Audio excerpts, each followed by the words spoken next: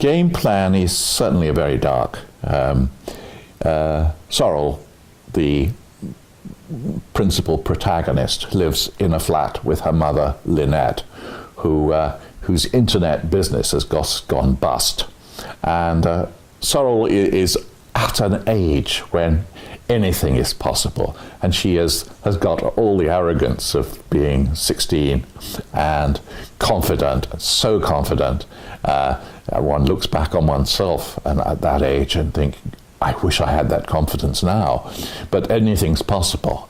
So it's quite easy to make money. I mean, she's an attractive teenage girl, for God's sake, and what easier way than turning a trick or two, especially in London, and with the ease of the internet. You don't even have to stand on street corners. It's just a matter of dial my number or find me on the website, and the rest is easy. My favourite moment is undoubtedly the scene where Sorrel and Kelly await the arrival of the client, Leo, who turns out to be a fairly unprepossessing man, obviously in search of sexual favours, but prepared to pay for them, and not at all what they were expecting. But and they run around like two amateurs.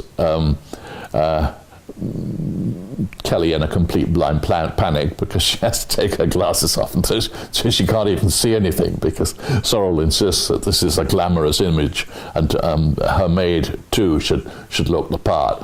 And Sorrel is staggering around on some unlikely boots and what she imagines the well-dressed call girl wears these days, or those days, and that is one of my favourite scenes because it turns on a sixpence and then becomes quite dark towards the end as the full realisation of the horror of it.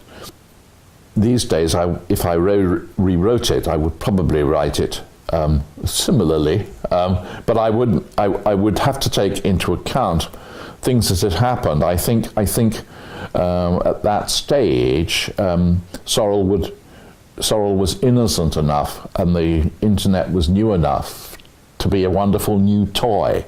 I don't think there are many kids of her age around now who would walk quite so naively into that. I mean, there are still possible to be groomed and ensnared on the internet, but I think we are now really up to speed on the dangers of that, and people haven't listened to that message that came across from so many terrible stories, then they've not been listening. But Sorrel is like all-conquering, and she has boys turning over on their